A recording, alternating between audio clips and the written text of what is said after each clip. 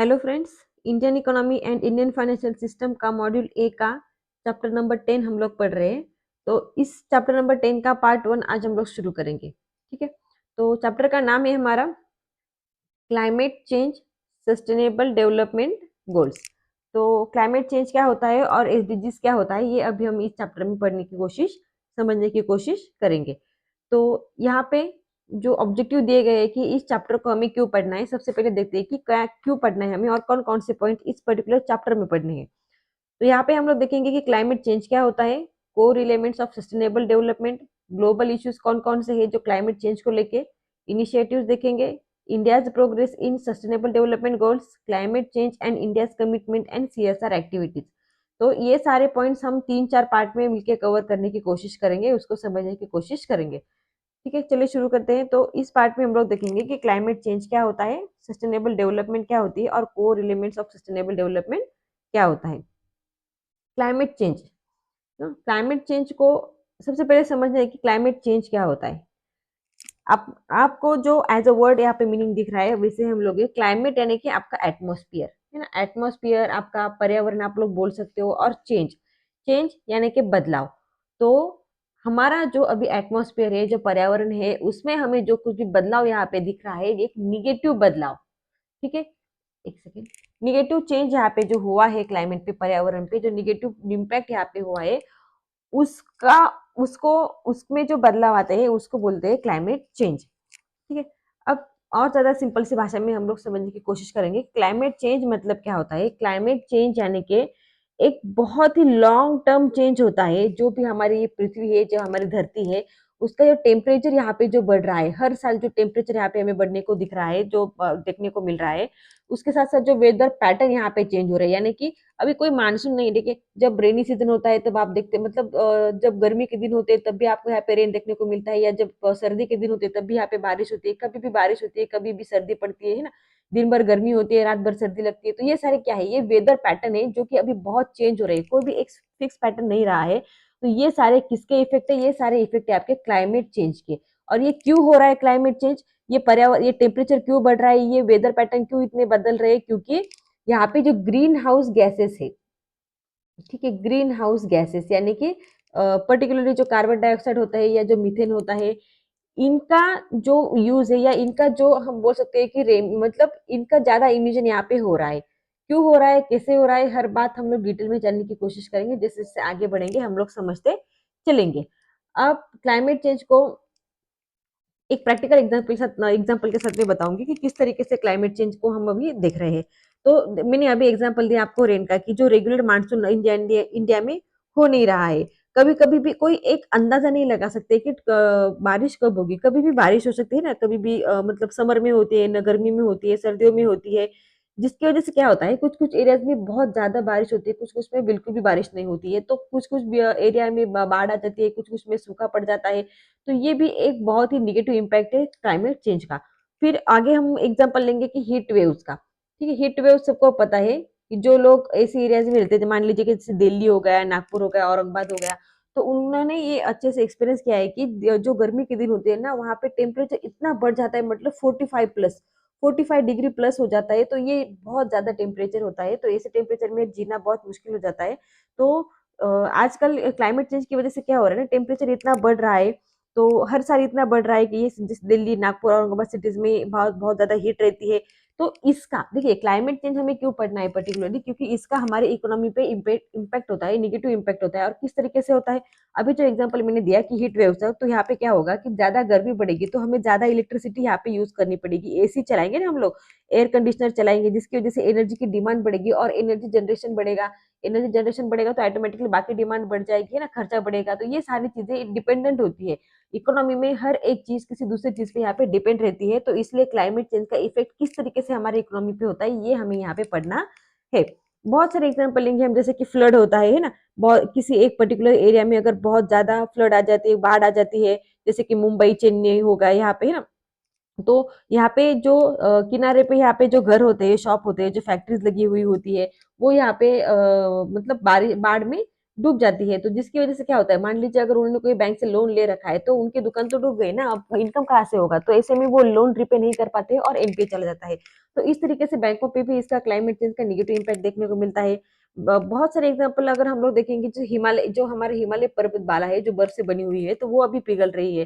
किसकी वजह से पिघल रही है? क्योंकि टेम्परेचर बढ़ रहा है क्लाइमेट चेंज की वजह से। तो ये पिघला हुआ बर्फ का जो पानी है, वो धीरे धीरे ऐसे समुद्र में बढ़ता है, जिसकी वजह से क्या होता है, समुद्र की जो समुद्र हो या जो नदी नाला हो, उसकी जो वाटर लेवल है वो बढ़ जाती है, जिसकी वजह से उसके किनारे के जो यहाँ पे घर है या जो एरिया है जहाँ पे लोग रह रहे हैं, उनके घर को वो मतलब उनका घर वहां पे डूब जाता है, जिसकी वजह से उनको हम लोग बोल सकते हैं कि जो कोस्टल प्रॉपर्टीज होती है हमारे, समुद्र के किनारे हमारी जो प्रॉपर्टी लगी हुई होती है, जो दुकानें लगी हुई होती है, या जो डैम होते हैं, कुछ भी ऐसी हमारी प्रॉपर्टी होती है, तो वो यहाँ पे डूब जाती है, जिसकी वजह से क्या होता है ना कि उनकी वैल्यू भी कम हो जाती है। और साथ ही साथ अगर उन्होंने बैंक से लोन ले रखा है, तो बैंक को भी यहाँ पे क्रेडिट रिस्क होने का चांस रहता है। एग्जाम्पल, हमारे डे टू डे लाइफ के एग्जाम्पल है फ्रेंड्स, ठीक है, ये गर्मी बढ़ना या कभी भी बारिश होना, ये सारे क्या है, ये इसी के तो क्लाइमेट चेंज के नेगेटिव इम्पैक्ट है। जैसे कि साइक्लोन्स होना है ना, साइक्लोन्स होना, अगर साइक्लोन अगर बढ़ता है, जो किसी एक पर्टिकुलर एरिया में अगर बार बार साइक्लोन आता रहता है, तो वहाँ के जो पोर्ट होते हैं, जो फिशरीज होते हैं, यानी कि जो मच्छीमार करने वाले लोग होते हैं, या जो बिजनेसेस होते हैं उसके अराउंडिंग, वो यहाँ पे उनका बिजनेस जो है वो बंद हो जाता है, ठप हो जाता है, ठीक है। तो ऐसे ऐसे आगे जैसे हम लोग बढ़ेंगे, वैसे वैसे समझते चलेंगे। क्लाइमेट चेंज को एक सिंपल सी भाषा में मैं अपनी लैंग्वेज में बताना चाहूँ तो बोलती हूँ, जब भी हम सोते हैं फ्रेंड्स, हम लोग जब भी ब्लैंकेट लेके सोते हैं, अगर आप लोग पतला ब्लैंकेट यहाँ पे लेते हो, एकदम पतला सा, तो एक ब्लैंकेट का अंदर का जो एटमोस्फेयर होता है ना, वो एकदम नॉर्मल सा होता है। उसी जगह पे अगर आपको ज्यादा थिक वाला है ना, ज्यादा इसी थिकनेस होने वाला जो ब्लैंकेट है, अगर वो आप पे चढ़ा जाए, तो आप तो ब्लैंकेट के अंदर की जो हीट है ना, वो यहाँ पे बढ़ने लगती है, और एटमोस्फेयर जो है ना, आप सह नहीं पाते हो ना, गर्मी ज्यादा लगती है ब्लैंकेट के अंदर। तो इसी तरीके से हमारी पृथ्वी का भी होता है। ये जो हमारी पृथ्वी है, यहाँ पे हम लोग जो ऑयल यूज कर रहे हैं, जो कार्बन डाइऑक्साइड हमारी इंडस्ट्रीज से, हमारी फैक्ट्री से यहाँ पे छोड़ रहे हैं, मीथेन वायु छोड़ रहे हैं, तो यहाँ पे एक एक हल्का सा लेयर होता है पृथ्वी के अराउंड, जो मतलब जो एक इम्पोर्टेंट होता है, ठीक है, इम्पोर्टेंट लेकिन हल्का सा। लेकिन अभी सिचुएशन क्या है ना, हम इतना ज्यादा कार्बन डाइऑक्साइड छोड़ रहे हैं हमारी एक्टिविटीज से, जिसकी वजह से ये जो लेयर है ना, वो और ज्यादा थिक हो रहा है, जिसकी वजह से जो पृथ्वी की हीट है वो और ज्यादा बढ़ रही है, ठीक है। ये सिंपल सा मतलब होता है क्लाइमेट चेंज का। तो मतलब क्लाइमेट चेंज का मतलब ये होता है कि जो कभी भी सीजन जो है वो कभी भी आ रहा है, और ये क्यों हो रहा है, क्योंकि हम लोग कार्बन डाइऑक्साइड बहुत ज्यादा मात्रा में यहाँ पे छोड़ रहे हैं। अब ये क्लाइमेट चेंज का एक डेली लाइफ एग्जांपल दे दूं कि बैंकिंग के ऊपर इसका कैसे इफेक्ट होता है, ठीक है। मान लीजिए एक बैंक है, जिसने एक फार्मर, गरीब फार्मर को यहाँ पे, मान लीजिए वो कॉटन उगा रहा है, ठीक है, वो उगा रहा है कॉटन, तो उसके लिए बैंक ने यहाँ पे उसको लोन दे दिया है। अब क्लाइमेट चेंज की वजह से क्या हुआ कि एकदम से सूखा पड़ गया है ना, बारिश नहीं हुई उस साल, बारिश हुई तो उन दिनों में हुई जहाँ पे जरूरत नहीं थी, तो उसका कॉटन की जो खेती है वो यहाँ पे सूख गई, डिस्ट्रॉय हो गई, पूरी तरह से नष्ट हो गई। अब यहाँ पे फार्मर को लॉस हो गया ना फ्रेंड्स, देखिए उसने कोई भी इनकम यहाँ पे जनरेट नहीं किया, जितना भी उसको एक्सपेक्टेशन था उतना उसे नहीं मिला, तो उसे स्ट्रगल करना पड़ेगा। अब वो अपना लोन कैसे पे करेगा ना बैंक को, तो यहाँ पे क्या हो गया ना, बैंक बैंक का तो लोन एनपीए हो गया, बैंक का लोन एनपीए हो गया, बैंक को यहाँ पे क्रेडिट रिस्क हो गया, क्रेडिट रिस्क हुआ है। तो इवेंचुअली क्या मतलब, क्लाइमेट चेंज का हर एक इकोनॉमी में जितने भी फैक्टर्स होते हैं, तो हर एक फैक्टर पे इसका इफेक्ट अभी हमें देखने को मिल रहा है। इसलिए अभी सब लोगों को मिलके काम करना पड़ेगा कि हमें क्लाइमेट चेंज को कम करना है। मतलब क्या, सिंपल सी लैंग्वेज में कि क्लाइमेट चेंज क्या होता है, ये एक सेकेंड, क्लाइमेट चेंज क्या होता है, ये एक लॉन्ग टर्म चेंजेस होता है हमारे जो टेम्परेचर है या जो वेदर पैटर्न है, जिसकी वजह से क्या होता है, बाढ़ आती है, सूखा पड़ता है, हीट वेव्स आती है, साइक्लोन्स आती है, और हमें आर्थिक दृष्टि यहाँ पे लॉसेस होते हैं, चाहे इंडिविजुअल हो, चाहे बिजनेस हो, चाहे बैंक हो, सबका सबको यहाँ पे एक निगेटिव इम्पैक्ट देखने को मिलता है, ठीक है। ये हो गई अपनी लैंग्वेज में डेफिनेशन। अब देखेंगे बुक की डेफिनेशन में, है ना, बुक में क्या बोल रहे हैं। तो बुक में बोल रहे हैं कि क्लाइमेट चेंज, ठीक है, increase heat waves, droughts and floods caused by the climate change are destroying the planet and affecting billions of life world wide. मैंने देखा, सॉरी, मैंने बताया आपको कि किस तरीके से हीट वेव्स बढ़ रही है, जो सूखा है वो बढ़ रहा है, जिसकी वजह से क्या हो रहा है कि बहुत सारे हमारी जो पृथ्वी है वो नष्ट होती जा रही है, और उसके साथ साथ बिलियंस ऑफ लाइफ, मतलब हर साल यहाँ पे बहुत सारे लोगों की मौत हो रही है ना, गर्मी की वजह से होती है, जो बाढ़ में डूब के मरते हैं उनकी वजह से होती है। तो ये सब उनकी वहाँ पे लॉसेस है हमारी लोगों की जिंदगी के। Despite the temporary reduction of carbon dioxide emissions in 2020, global energy related carbon dioxide emissions are projected to rebound and grow by 4% as demand for coal, oil and gas rebounds with the economy in 2021. ये line समझने से पहले मैं एक line बता दूं आपको कि ये सब क्यों हो रहा है। ठीक है, क्लाइमेट चेंज क्यों हो रहा है, क्योंकि इसमें सबसे बड़ा इंपॉर्टेंट जैसे हम ह्यूमन लोगों का है, जो ह्यूमन एक्टिविटीज होती है, जैसे कि हम लोग इंडस्ट्रीज चलाते हैं, हम लोग गाड़ी यूज करते हैं। तो इंडस्ट्रीज में क्या होता है, आपको लाइट लगती है। ठीक है, लाइट लगती है, लाइट जनरेट करने के लिए भी आपको कोल चाहिए, ऑयल चाहिए, नेचुरल गैसेज चाहिए, या फिर आपको ईंधन चाहिए, फ्यूल चाहिए। तो वहां पे आप कोल यूज करते हो, ऑयल यूज करते हो। तो ये सारे जो प्रोडक्ट हम लोग यूज करते हैं, हम गाड़ी यूज करते हैं, पेट्रोल डीजल यूज करते हैं। ठीक है, वहां पे क्या होता है, हम लोग ग्रीन हाउस गैसेस यहाँ से छोड़ते हैं, जो कुछ होता है कार्बन डाइऑक्साइड, जो हमारे एटमोस्फेयर की, जो हमारा पर्यावरण है उसकी हीट को बढ़ाता है, उसकी जो टेम्परेचर है, उसका जो तापमान है उसको यहाँ पे बढ़ाता है। तो ये जो है ना, ये एक्टिविटी, ये कार्बन डाइऑक्साइड का इमिशन है ना, वो 2020 में कम हुआ था। क्यों कम हुआ था, क्योंकि तब कोविड-19 चल रहा था, है ना। कोविड-19 चल रहा था तो बाकी बहुत सारे लोगों ने क्या किया कि फैक्ट्रीज बंद थी, लोग यहाँ से वहां जाते आते नहीं थे ज्यादा, जिसकी वजह से ये इमिशन कम हुआ। लेकिन धीरे धीरे बढ़ गया। कब बढ़ गया, 4% यहाँ पे बढ़ गया, क्योंकि यहाँ पे 2021 में हमारी इकोनॉमी ने फिर से रिबाउंड किया, फिर से रिस्टार्ट करना शुरू कर दिया। तो फिर कोल की डिमांड बढ़ गई, ऑयल की बढ़ गई और गैस की भी यहाँ पे बढ़ गई। अब बोल रहे हैं based on the current national commitments global images are set to increase by almost 14% over the current decade which could lead to a climate catastrophe unless governments, the private sector and civil society works together to take immediate action. कोई बड़ा क्या काम नहीं, language नहीं है, simple सी language में बोल क्या रहे हैं कि अभी जो नेशनल कमिटमेंट हमने दे रखी है कि हम लोग कार्बन डाइऑक्साइड का इमिशन जो है वो कम करेंगे, मतलब कम करने वाले है, लेकिन ऐसा हो नहीं रहा है। एक्चुअली वो जो ग्लोबल इमिशन है यहाँ पे बढ़ रहा है। कितना बढ़ रहा है, वो 14% से यहाँ पे बढ़ रहा है। जो करंट डिकेड है, डिकेड यानी कि 10 साल, मतलब 2021 से लेके 2030 तक, ये जो टाइम पीरियड है उसमें जो कार्बन डाइऑक्साइड का इमिशन है वो 14% यहाँ पे बढ़ने के चांसेस है, जिसकी वजह से एक बहुत बड़ी क्लाइमेट कैटास्ट्रॉफी आएगी। आएगी, अभी तक आई नहीं है, लेकिन आने से पहले जो हमारे गवर्नमेंट है, प्राइवेट सेक्टर है और सिविल सोसाइटी, मतलब हम जैसे लोगों को, प्राइवेट सेक्टर को, गवर्नमेंट को, सब लोगों को मिलके यहाँ पे काम करना पड़ेगा। सब लोगों को मिलके यहाँ पे क्लाइमेट चेंज के साथ लड़ना पड़ेगा, तब जाके यहाँ पे ये कैटास्ट्रॉफी नहीं, मतलब ये संकट हमारे ऊपर नहीं आने वाला है। फिर बोल रहे हैं, एक second, however However, the war in the Ukraine threatens to become a huge setback for concerted efforts to speed up the climate action. लेकिन अभी ठीक है, ये तो पुरानी बात है कि जो वॉर चल रहा है यूक्रेन के बीच के, यूक्रेन की साइड में जो भी वॉर होगा, अ, उसकी वजह से क्या हो रहा है ना, जितने भी यहाँ पे हमने एफर्ट्स आज तक कर रखे हैं कि क्लाइमेट चेंज को हमें कम करना है, उसके लिए यहाँ पे कुछ थोड़ी बहुत इम्पेडिमेंट्स, मतलब कुछ प्रॉब्लम्स यहाँ पे क्रिएट कर रही है।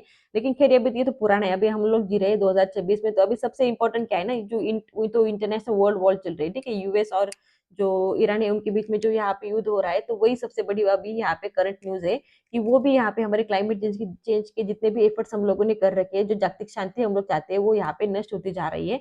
वो यहाँ पे बताने की कोशिश कर रहे हैं। As of 31 December 2021, 123 countries have reported the adoption of national disaster risk reduction strategies and increased from 55 countries in 2015। तो यहाँ पे बोल क्या रहे हैं कि यहाँ पे दिसंबर 2021 में क्या हुआ करता था, दिसंबर 2021 में क्या हुआ करता था, 123 कंट्रीज ऐसी थी जिन्होंने यूनाइटेड नेशन को, है ना, जिन्होंने यूनाइटेड नेशन को अपना national disaster risk reduction strategies यहाँ पे सबमिट किया था। अभी national disaster risk reduction strategies होता क्या है फ्रेंड्स, तो ये क्लाइमेट चेंज रिलेटेड है। हमारे यहाँ पे क्या होता है कि मान लीजिए आपका कोई मान लीजिए इंडिया है, इंडिया में एक ऐसा जिला है जो कोस्टल एरिया में आता है ना, समुद्र के किनारे पे आता है, और उसको हर साल यहाँ पे साइक्लोन फेस करना पड़ता है। ठीक है, साइक्लोन यहाँ पे फेस करना पड़ता है। तो यहाँ पे जो गवर्नमेंट है, जो भी वहाँ पे पर्टिकुलर लोकल गवर्नमेंट होगी, वो क्या करेगी, यहाँ पे एक डिजास्टर रिस्क रिडक्शन स्ट्रेटेजी बनाएगी। मतलब क्या कि जो संकट आने वाला है उसको निपटने के लिए पहले से यहाँ पे प्लान बनाएगी। किस तरीके से प्लान बनाएगी, वो क्या करेगी, ये मैं एग्जाम्पल के लिए बोल रही हूँ, लोकल एरिया पे यहाँ पे गवर्नमेंट क्या करेगी कि अर्ली वार्निंग सिस्टम्स लगाएंगी, जैसे कि अलर्ट्स भेजेगी एसएमएस थ्रू, टीवी थ्रू, कि आने वाले 24 घंटे, जैसे आजकल आते रहते हैं ना हमें कि इतने एरिया में अभी 2 दिन बारिश की संभावना है, तो उसी तरीके से यहाँ पे मैसेज भेजेगी, या यहाँ पे वहाँ पे शेल्टर लगा देगी, ताकि जो भी आसपास की विलेज के लोग हैं उनको अगर सेफ एरिया में हलाना है तो वहाँ पे शेल्टर लगाएगी। या क्लाइमेट रेजिलिएंट इंफ्रास्ट्रक्चर बनाएगी, जैसे कि जो रोड है वो स्ट्रांग बनाएगी, पुल्स बनाएगी, जो पक्का घर बनाएगी, या आप बोल सकते हैं इवैक्यूएशन प्लान्स, यानी कि जितने भी लोग वहाँ पे फँसे हुए हैं उनको पहले से ट्रेनिंग दे देगी कि अगर इस तरीके से आप लोग फँस जाओगे तो आप लोग किस तरीके से अपने आप को बचा सकते हो। तो ये सारे क्या है? ये सारे आपके डिज़ास्टर रिस्क है ना, डिज़ास्टर रिस्क रिडक्शन स्ट्रैटेजी, मतलब कि रिस्क होने से पहले आप लोगों को तैयार करना है कि आप लोगों को उससे कम करना है। तो इस तरीके से जो क्लाइमेट चेंज से आने वाले जो डिज़ास्टर है उनको कम करने के लिए आप जो अलग-अलग देश है उन्होंने यहाँ पे national disaster risk reduction strategies को अपनाया था। एंड इंक्रीज ये वो हमने देखा, द कोविड-19 crisis highlighted the further accelerated global effort and a more systematic and multi hazard approach to disaster risk reduction strategies. फिर हमने देखा कि इतनी सारी कोशिश हमने की, हमने बहुत सारे अप्रोचेस अपनाए ताकि कि जो रिस्क है उसको कम कर सके, लेकिन फिर कोविड-19 आया जिसकी वजह से जितने भी यहाँ पे हमने एफर्ट्स कर रखे थे वो उसका इम्पैक्ट जो है वो कम हो गया है ना। हमें हमें कोविड को मतलब कोविड से लोगों को बचाने के लिए वहाँ पे डाइवर्जन करना पड़ा, चाहे रिसोर्सेस हो, चाहे टाइम हो, चाहे एनर्जी हो, सब सब जो फैक्टर्स है वहाँ पे हमने लगा दिए थे।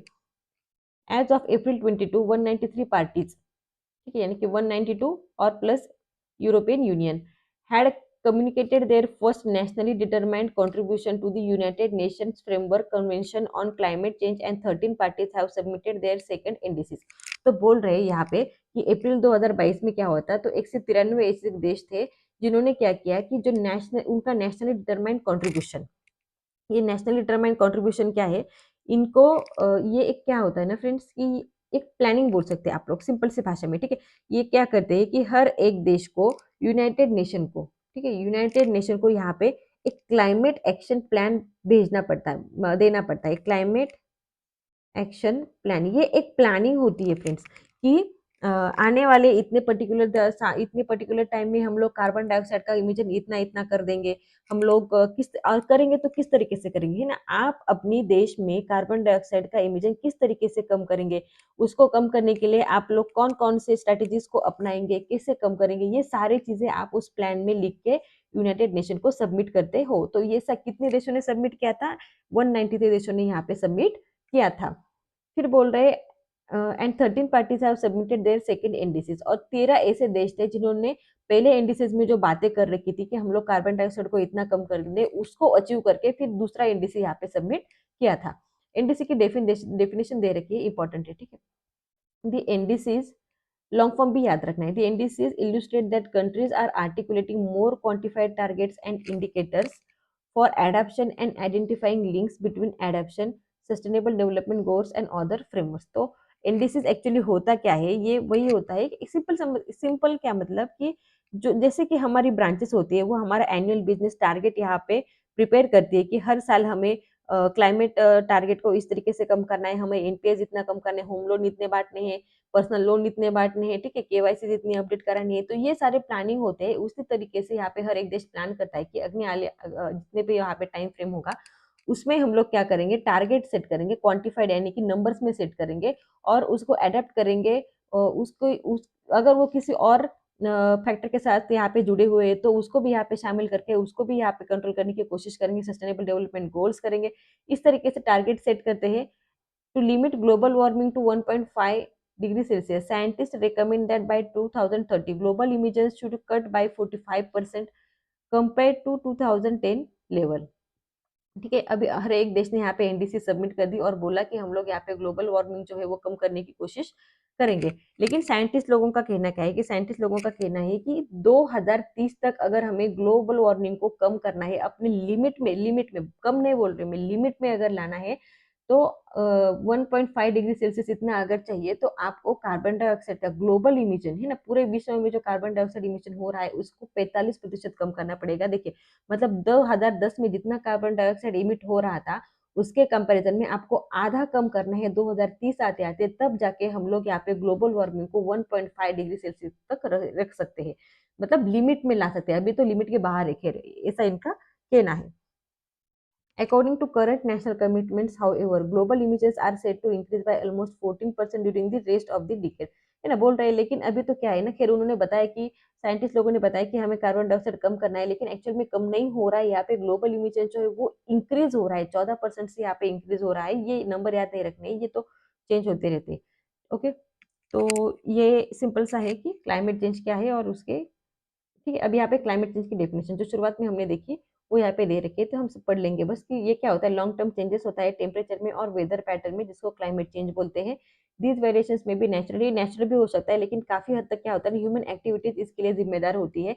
जैसे कि क्लाइमेट चेंज कब से नहीं, 1800 से लेके, मतलब जो 1800 साल है तब से लेके ह्यूमन एक्टिविटीज ने यहाँ पे बहुत ज्यादा क्लाइमेट ग्लोबल वार्मिंग में बढ़ोतरी की है।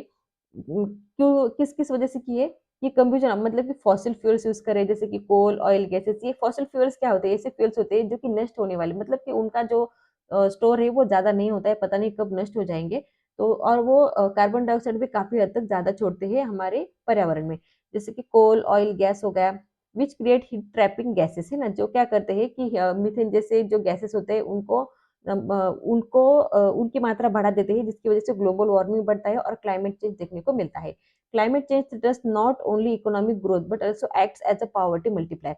तो हमने देखा कि क्लाइमेट चेंज का जो इम्पैक्ट होता है, निगेटिव इम्पैक्ट, वो इवेंचुअली इकोनॉमिक ग्रोथ पे होता है। किस तरीके से होता है? हमने देखा कि बैंकों के लोन कैसे डूब जाते हैं, या इनकम कैसे कम हो जाती है ना। अगर इनकम कम हो जाएगी, पर कैपिटा इनकम कम हो जाएगी, तो लोगों का जो लिविंग स्टैंडर्ड है वो कम हो जाएगा, लोग खर्चा कम करेंगे, है ना, इंप्रूवमेंट कम होगी, डेवलपमेंट कम होगा। और एक तो इकोनॉमिक ग्रोथ नहीं होती, और साथ ही साथ इसे पावर्टी मल्टीप्लायर भी कहते हैं। ठीक है, ये वर्ड याद रखिए कि पावर्टी मल्टीप्लायर इसे क्यों कहते हैं। क्योंकि अ, ये क्या करता है, ये गरीबी को बढ़ावा देता है। गरीबी को किस तरीके से बढ़ावा देगा? मान लीजिए एक गरीब फार्मर है, उसने क्या किया, बाढ़ आ गई, उसमें उसका जो उपाज था वो चला गया, वो नष्ट हो गया। अब क्या हुआ, यहाँ पे उसको इनकम नहीं मिली, उसकी इनकम गिर गई, कम हो गई। उसके साथ साथ जो कर्जा उसने ले रखा था वो भी यहाँ पे बढ़ गया, उस पे उसको जो ब्याज देना पड़ता था वो भी यहाँ पे बढ़ गया। जिसकी वजह से वो क्या करेगा, क्या घर में खर्चा कम करेगा और लोन लोन रिपे करने की कोशिश ज्यादा करेगा। तो यहाँ पे लिविंग स्टैंडर्ड कम हो जाएगा ना, घट जाएगा उसका। ये क्या मतलब, क्लाइमेट चेंज क्या करता है, गरीबी को यहाँ पे बढ़ावा देने की कोशिश करता है, तो इसलिए हमें इससे निपटना पड़ेगा। Increasing the number of poor people and making them further poorer as well as widening the inequality, है ना, जिसकी वजह से क्या होगा, गरीबी बढ़ेगी और जो इनइक्वालिटी है वो भी यहाँ पे बढ़ेगी। ये ऐसा ये बोल रहे हैं। Sustainable Development Goal 13 is about climate action and is one of the 17 Sustainable Development Goals recognized by the United Nations in 2015। अब आ गया सस्टेनेबल डेवलपमेंट गोल्स। ठीक है, देखिए फ्रेंड्स, सस्टेनेबल डेवलपमेंट मतलब क्या होता है? डेवलपमेंट मतलब कि हमको पता है कि हमारी ओवरऑल डेवलपमेंट करनी है, हमारा लिविंग स्टैंडर्ड बढ़ाना है। सस्टेनेबल यानी जो लगातार चला रहे ना, कभी भी रुके ना। और गोल 13, तो यहाँ पे सस्टेनेबल गोल ये यूनाइटेड नेशन ने यहाँ पे इसकी शुरुआत की थी। तो सस्टेनेबल डेवलपमेंट हम लोग पढ़ लेंगे पहले कि होता क्या है। देखिए फ्रेंड्स, सस्टेनेबल डेवलपमेंट मतलब क्या होता है कि जो रिसोर्सेस अभी हम लोग यूज कर रहे हैं ना, जैसे कि मान लीजिए एक फार्मर है, उसने उसकी खेती बाड़ी है और वो चाहता है कि हमारी खेती की जो क्वालिटी है, जो हमारी आने वाली अगली पीढ़ियां है, वो भी उसी क्वालिटी की खेती, उसी क्वालिटी की जो मिट्टी है उसमें वहां पे खेती करे। तो इसलिए वो कम से कम फर्टिलाइजर्स यूज करेगा, वो कम से कम वहां पे पानी पानी जो है वो सफिशिएंटली यूज करेगा। तो मतलब क्या है, वो चाहता है कि जो इकोनॉमिक इकोनॉमिक जो फायदा है वो जो मुझे मिल रहा है, मेरे आगे आने वाली अगली पीढ़ी को भी मिले। मतलब कि हम इकोनॉमिक ग्रोथ तो करे ही करे, साथ ही साथ जो यहाँ पे रिसोर्सेस हमें मिली है वो आने वाली अगली पीढ़ी के लिए उसी कंडीशन में, उसी अच्छी कंडीशन में रखे, जिसे बोलेंगे सस्टेनेबल डेवलपमेंट। ठीक है, is about a climate change action और सस्टेनेबल डेवलपमेंट गोल 13। ठीक है, ये गोल 13 ये पर्टिकुलर नाम दिया गया है, ये कोई एक्शन नहीं है, ये कोई अप्रोच नहीं है, ये कोई स्ट्रेटेजी भी नहीं है। गोल 13 एक गोल है, एक सिंपल सा गोल है। ठीक है, तो यहाँ पे क्या होता है, जैसे कि आप लोगों ने गोल रखा कि हमें क्या करना है यहाँ पे, जेआईबी जो है वो क्लियर कराना है। फिर आपने सिर्फ गोल रखा, आप कितने घंटे पढ़ोगे, कैसे पढ़ोगे, किस तरीके से आपकी स्ट्रेटेजी होगी, इन सब से आपने अभी तक निपटा, इन सब चीजों के बारे में आपने सोचा नहीं। आपने बस गोल सेट किया कि मुझे जेआईबी जो है फर्स्ट अटेम्प्ट में क्लियर करानी है। तो ये हो गया आपका गोल। इस तरीके से ग्लोबल गोल 13 जो है यहाँ पे गोल रखा गया था, ताकि यहाँ पे जो क्लाइमेट एक्शन है मतलब क्लाइमेट चेंज को यहाँ पे निपटा जा सके। ठीक है, ये कोई ठीक है, मैंने बोला ये पॉलिसी नहीं है, अप्रोच भी नहीं है, ये बस एक गोल है जो अलग अलग देशों ने यहाँ पे सेट कर रखा है। हम लोग अलग अलग पॉलिसीज यूज करके, स्ट्रेटेजीज यूज करके, एक्शन यूज करके इस गोल को कंप्लीट करने की कोशिश करेंगे। तो देखते हैं यहाँ पे बोल क्या रखा है कि गोल 13 में हमें क्या क्या यहाँ पे अचीव करना है कि। ठीक है, ये जो 17 डेवलपमेंट गोल्स है हमें देखने वाले हैं आगे, तो उसमें उनमें से ये भी एक था जो कि यूनाइटेड नेशन ने यहाँ पे बनाया था। यूनाइटेड नेशन सबको पता है कि इंटरनेशनल ऑर्गेनाइजेशन है जो कि चाहती है कि शांति बनी रहे, या बहुत सारे ऐसे उसके काम होते हैं। इस पे अगला अगले पार्ट में हम लोग देखेंगे। The official mission statement of this goal, ये इंपॉर्टेंट है क्या, तो ये जो गोल 13 है, तो उसका ऑफिशियल स्टेटमेंट क्या था? To take urgent action to combat climate change and its impact. तो जो अभी क्लाइमेट चेंज हो रहा है, तो उसको कम करने के लिए यहाँ पे अर्जेंट एक्शन हमें लेनी है। SDG 13 has targets which are to be achieved by the 2030। तो एसडीजी 13 में कुछ टारगेट यहाँ पे सेट कर रखे थे, तो हमें उसे 2030 आते आते यहाँ पे उसको कम करना है। ठीक है, एसडीजी 13 क्यों लाया गया है? क्योंकि हमें क्या करना है, एक्शन लेनी है। जब भी आपके घर में आग लगती है, सॉरी घर में नहीं बोल सकती, आपका कोई भी ऐसी एरिया में आग लगती है, तो हम लोग यहाँ पे डिस्कशन नहीं करते, हम लोग सीधा एक्शन लेते हैं। बाहर हम लोग रेस्क्यू ऑपरेशन लगाएंगे या बाहर दौड़ेंगे, जो लोगों की जान बचाने की कोशिश करेंगे, हम लोग वहाँ पे डिस्कशन नहीं करते। तो कहने का मतलब क्या है, अभी यहाँ पे एसडीजी 13 लागू कर दिया, मतलब अभी हम लोगों को बात नहीं करनी है कि क्लाइमेट चेंज कैसे कम करना है, हमें उस पर एक्शन लेनी है। अभी ये सिचुएशन है कि एक्शन लेने की जरूरत है। ठीक है, तो ये हो गया। फिर आगे core elements, sustainable development. Sustainable development क्या होती है और उसके कोर एलिमेंट्स कौन कौन से होते हैं, ये अभी इस टॉपिक में देखने की कोशिश करेंगे। In September 15, the United Nations General Assembly announced a set of 17 Sustainable Development Goals and 169 targets to spur the action over the next 15 years. तो बोल रहे हैं कि सस्टेनेबल डेवलपमेंट गोल्स क्या है, 2015 में यूनाइटेड नेशन ने एक असेंबली अनाउंस की थी, जिसमें उसने 17 सस्टेनेबल डेवलपमेंट गोल बताए थे और एक 169 टारगेट यहाँ पे बताए थे कि जिसे हमें आने वाले 15 सालों में अचीव करना है। तो सस्टेनेबल डेवलपमेंट गोल्स क्या होता है ना, ये मतलब क्या कि हमारा जो विश्व है, जो वर्ल्ड है, उसे बेटर पोजीशन पे लेके जाना है हमें 2030 तक, ये इसका मतलब था। सिंपल से इसका मतलब क्या होता है ना, जब भी कोई गोल यहाँ पे सेट होता है, तो उसका मतलब होता है कि हमें इकोनॉमिक ग्रोथ को हासिल करना है, उसके साथ साथ सोशल वेलफेयर को भी हासिल करना है, उसके साथ साथ हमारे पर्यावरण को भी प्रोटेक्ट करना है। मतलब क्या कि आज की जरूरत को पूरा करने के लिए हम जो डेवलपमेंट कर रहे हैं, जो रिसोर्सेस यूज कर रहे हैं, उसको उसमें उस रिसोर्सेस को कोई हानि ना पहुंचा के हमें उसे उसी एबिलिटी में रखना है, ताकि आने वाली अगली पीढ़ियां उनकी जरूरत को उन रिसोर्सेस से पूरा कर सके। तो जैसे कि फार्मर का एग्जांपल मैंने आपको दिया कि जो अभी रिसोर्सेस है उसे एज इट इज अच्छी कंडीशन में रखना है, ताकि आने वाली अगली जनरेशन उसे यूज कर सके। These goals were proposed These goals were proposed in June 2012 at the United Nations Conference on Sustainable Development। वो ये बात है कि जो गोल्स है वो 2012 में वहाँ पे प्रपोज किए गए यूनाइटेड नेशन की कॉन्फ्रेंस के द्वारा। This set of goals superseded the Millennium Development Goals, which were slated to expire in 2015 and focused on areas that could not be fulfilled sooner। तो ये जो यहाँ पे एसडीजीज यहाँ पे बनाई गई सस्टेनेबल डेवलपमेंट गोल्स, तो इनको इनके आने से पहले वहाँ पे क्या था, वहाँ पे एमडीजीज था। यानी कि मिलेनियम, ये इंपॉर्टेंट यहाँ पे मैंने रेडमार्क नहीं किया कि मिलेनियम डेवलपमेंट गोल्स थे, तो इन्होंने भी क्लाइमेट चेंज को कम करने की कोशिश की, लेकिन ये 2015 में एक्सपायर हो गए। फिर उसके बाद तो कुछ लाना था, इसलिए यहाँ पे एसडीजीज को यहाँ पे लाया गया। तो एसडीजीज ने क्या किया, ऐसे ऐसे एरियाज को कवर किया जैसे कि जो कि पहले एमडीजीज में कवर अप नहीं हुआ करती थी। ठीक है, and focus on the areas, मतलब सारे एरियाज को यहाँ पे कवर करने की कोशिश की है। इसलिए यहाँ पे देखिए ना, 17 गोल्स और 169 टारगेट्स, यानी बहुत सारे टारगेट्स यहाँ पे सेट कर रखे थे कंट्रीज को कि इनको आपको अचीव करना है। SDGs have a time frame of, है ना, एसडीजीज को टाइम फ्रेम कितना दिया गया था, तो है ना 2016 से लेके 2030 तक का इतना टाइम, ये आप याद रख सकते हैं। ठीक है, क्योंकि अभी तक 2030 आया नहीं है ना। फिर the 17 goals agreed under the SDGs, तो ऐसे कौन कौन से गोल्स है, ये सबसे इंपॉर्टेंट है। ये सबसे इंपॉर्टेंट है, आपको इसे याद रखना पड़ेगा। याद रखना इजी है फ्रेंड्स, क्योंकि एक एग्जांपल दूंगी मैं आपको, तो उससे आपको अंदाजा लग जाएगा कि कैसे याद रखने हैं। तो कौन कौन से गोल्स है? नो पावर्टी, ना, कोई भी गरीब नहीं होगा। जीरो हंगर, कोई भूखा नहीं होगा। Good health and well being, सबकी हेल्थ अच्छी होगी। क्वालिटी एजुकेशन, सबको शिक्षा मिलेगी, मतलब शिक्षण मिलेगा। जेंडर इक्वलिटी, मतलब कोई भेदभाव नहीं होगा, कोई अमीर गरीब का नहीं होगा, कोई लेडीज जेंट्स का नहीं होगा। क्लीन वाटर एंड सैनिटेशन, है ना, पीने का पानी स्वच्छ मिलेगा। अफोर्डेबल एंड क्लीन एनर्जी, सबको बिजली मिलेगी, कोई भी अंधेरे में नहीं रहेगा। Decent work and economic growth, मतलब सबको काम मिलेगा, नौकरी मिलेगी, और इकोनॉमिक ग्रोथ सबकी होगी। Industry, innovation and infrastructure. Reduced inequality, sustainable cities and communities, responsible consumption and production, climate action, life below water, life on land, peace, justice and strong institutions, and last है partnerships to achieve the goals. तो इतने सारे 17 goals है जिनमें से अभी लागू कौन सा किया था यूनाइटेड नेशन ने 13 नंबर का। देखिए क्लाइमेट एक्शन है ना, उन्होंने बोला कि 13 नंबर का जो है क्लाइमेट एक्शन वो यहाँ पे उन्होंने जो एसडीजीज है उनमें से 13 नंबर का यहाँ पे लागू किया था। ठीक है, अभी ये हो गया, मैंने तो पढ़ लिया लेकिन आप लोगों को लगेगा इतना याद कैसे रखना है। तो याद रखेंगे, एक इमेजिन कीजिए कि एक गांव है जो बहुत ही पिछड़ा हुआ है, जहाँ पे कोई भी फैसिलिटी यहाँ पे मिल नहीं रही है। तो सब लोग चाहते हैं कि वहाँ पे डेवलपमेंट हो।